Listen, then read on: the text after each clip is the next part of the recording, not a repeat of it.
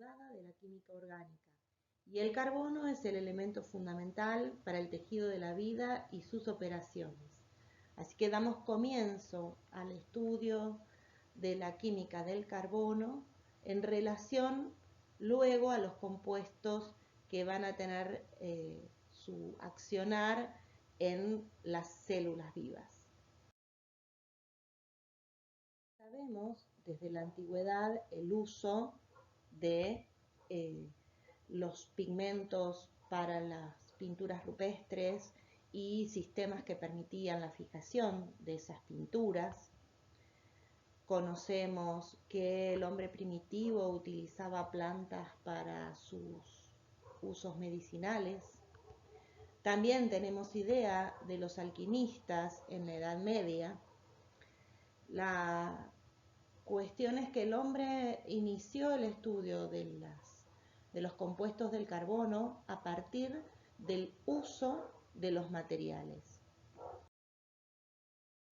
Cosas tan maravillosas como el color de las flores tienen que ver con estructuras químicas orgánicas que se modifican por acción de pequeñas, mínimas circunstancias. Por ejemplo, la cianidina, que es el compuesto que causa el color de las flores, presenta esta variación de color por una variación de pH. Observen este oxidrilo que pierde su protón y coloca ese oxígeno, queda con carga negativa y cambia a un pH azul violáceo. Y en segundo lugar, fíjense que se modifica este doble enlace y pasa a ser parte del doble enlace con oxígeno. Esta forma pierde un nuevo protón en este oxidrilo y esta forma que queda con un pH alcalino cambia su color a verde. La pérdida del protón modifica la absorción de la longitud de onda por parte del compuesto y de ahí deviene su cambio de color. En el mundo antiguo la gente estaba familiarizada con la química orgánica a partir del uso de materiales a los que también transformaban. Se producía jabón a partir de grasas y de aceites.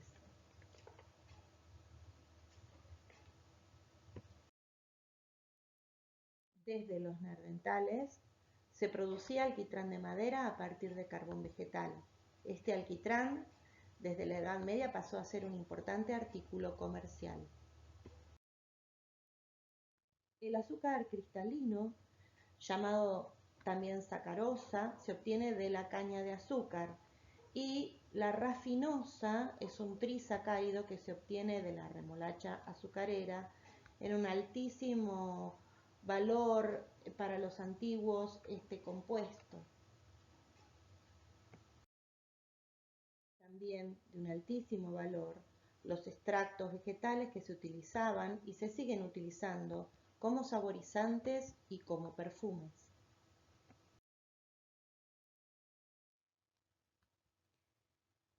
El púrpura de Tiro es una tinción que se obtenían los fenicios en la ciudad de Tiro en la época de 1600 más o menos. Se obtiene de la secreción de una glándula hipobranquial de un gasterópodo marino del género Murex. Del Murex trunculus se obtiene el púrpura de Tiro y del Murex brandaris el índigo. Tenían las ropas de los gobernantes y eran las tinciones más caras y difíciles de obtener. Piensen que 9.000 moluscos había que procesar para obtener 1 gramo de púrpura de Tiro. Luego, con la conquista de América se conoció el ácido carmínico, que permite la tinción en los colores rojos, y es a partir de una cochinilla, el Crocus cacti, que se encuentra en el nopal. El procesamiento de la cochinilla permite la formación de este pigmento rojo que aún hoy se sigue utilizando en la producción de cosméticos como los lápiz labial.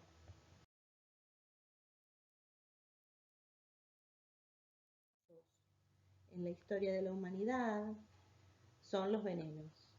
Aquí está la planta de la que se extrae la cicuta, que su exponente más famoso fue en la historia de Sócrates, en la Grecia antigua. Las autoridades de Grecia lo condenan por supuestamente corromper a la juventud, enseñando a discutir las normas. Y con esta acusación falsa, es la corte de la época, lo conminan a desdecirse. Si no lo hacía, tenía una condena. Las condenas eran dos posibles, el destierro o la muerte. El planteamiento filosófico de esto es que el destierro para un integrante de la polis griega es morir, tener una muerte civil, dejar de ser un ciudadano, mientras que morir físicamente en la ciudad no le quita esa condición de ciudadano. Es lo que elige Sócrates, prefiere tomar cicuta antes de vivir en el destierro y dejar de ser un ciudadano de su polis. Al hacerlo, sigue respetando las leyes y las costumbres de la época y por lo tanto desmiente la falsa acusación recibida. Esto es una relación un poco entre la química, la filosofía y la historia.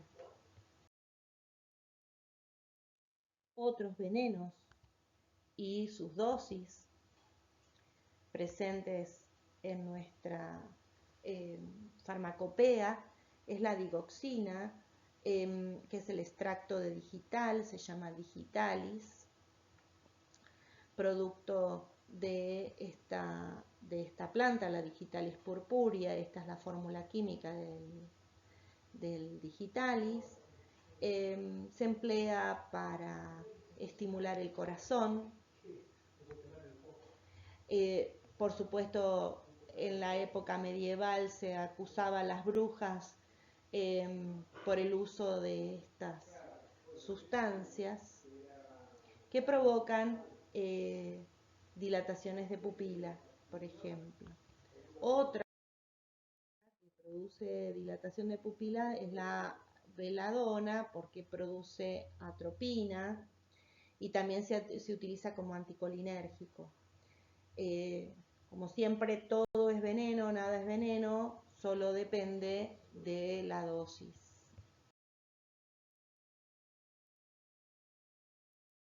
El famosísimo honguito de las casitas de los pitufos, el más bello de los hongos a mi gusto, que es la Amanita muscaria. De ahí se extrae la muscarina, que es un cardiotónico muy importante y muy potente. Provoca un aumento en la contracción del músculo cardíaco y si se utiliza sin control o si uno consumiera la Amanita muscaria, lo que va a producirse es una contracción ventricular muy fuerte, tan fuerte que no puede destrabar la sístole y la persona se muere con paro cardíaco en sístole y el corazón casi decolorado de la fuerza que tiene ese músculo y del modo en que ha exprimido la sangre que circula por él.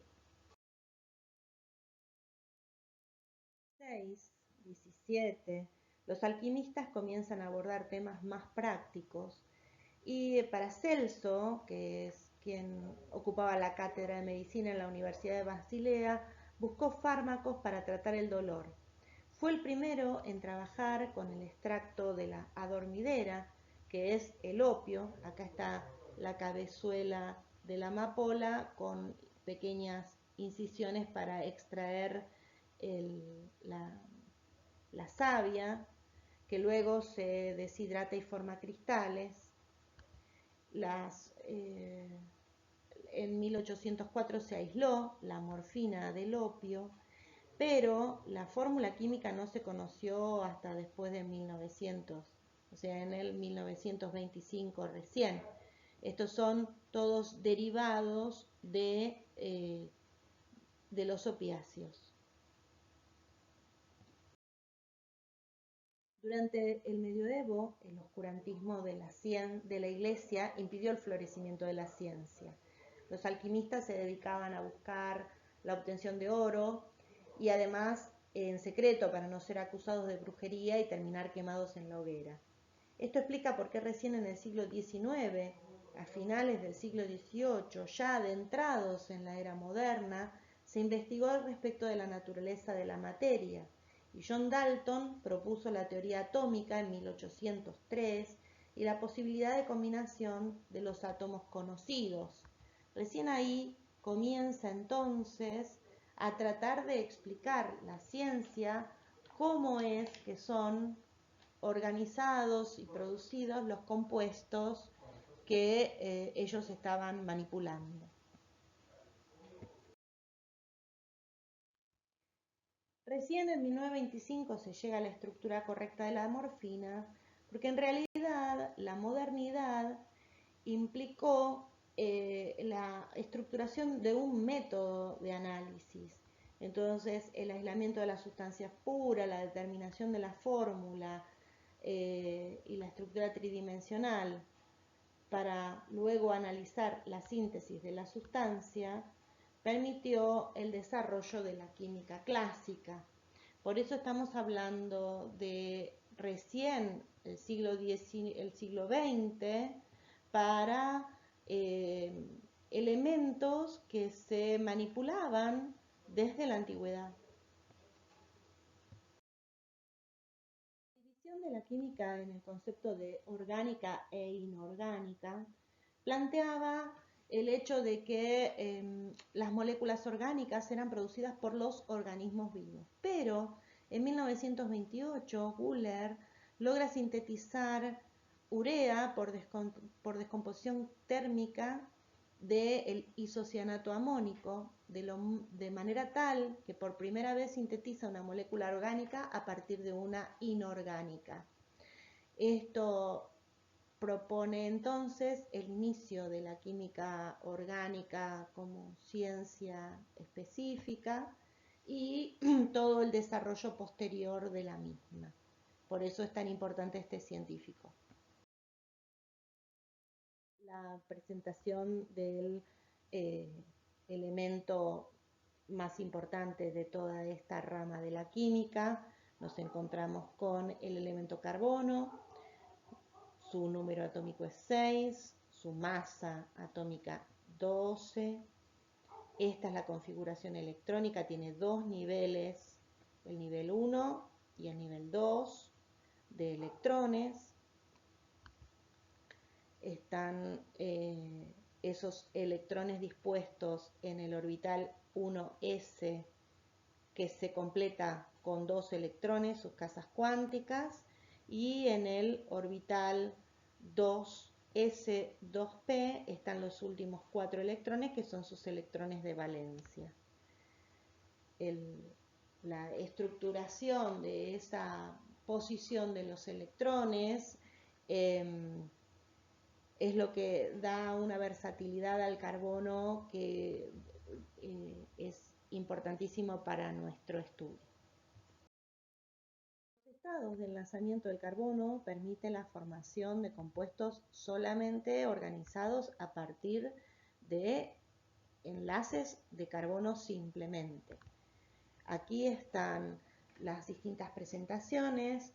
El grafeno es hexagonal, casi transparente, de ahí se forman los fulerenos que tienen un color azul oscuro. El patrón es hexagonal, es menos pesado que el aluminio y más resistente que el acero.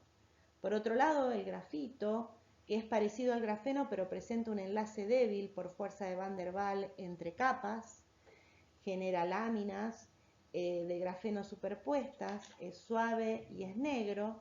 Y por último, el diamante, que es incoloro, es lo más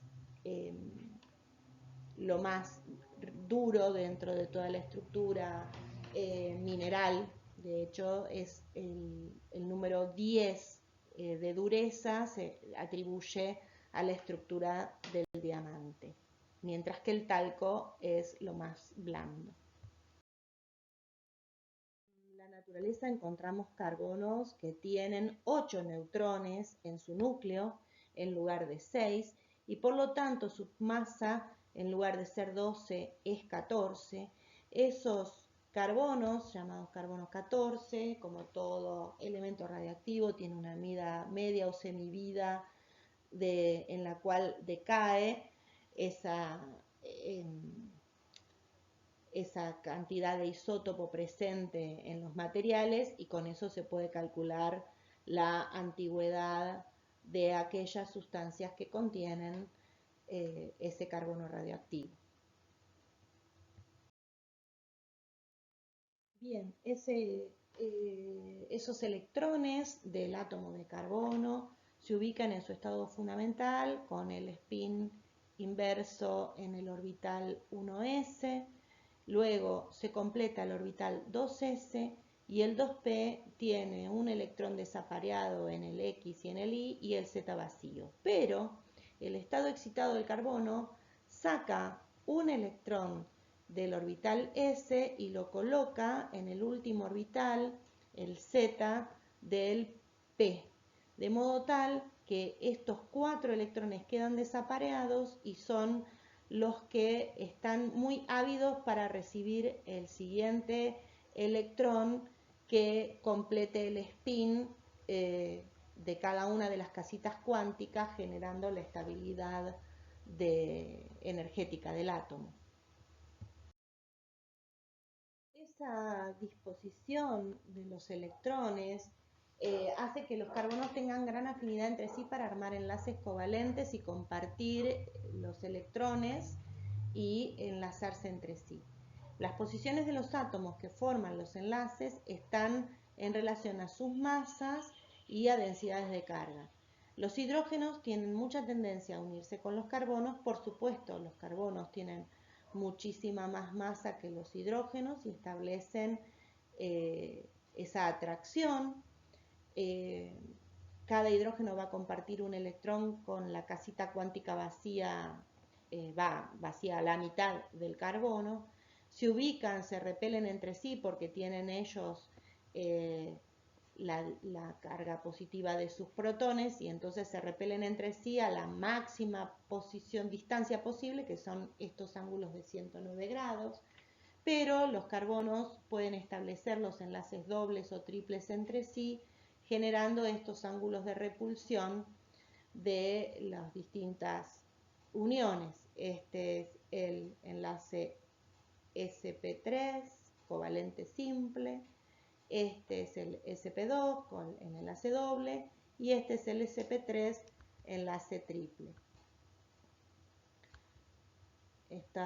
Las cargas contrarias se atraen y las del mismo signo se repelen y por eso se establecen distancias entre esos núcleos atómicos que tienen los protones y acercamientos, las nubes electrónicas que tienen las cargas negativas acercándose a los núcleos atómicos que tienen las cargas positivas.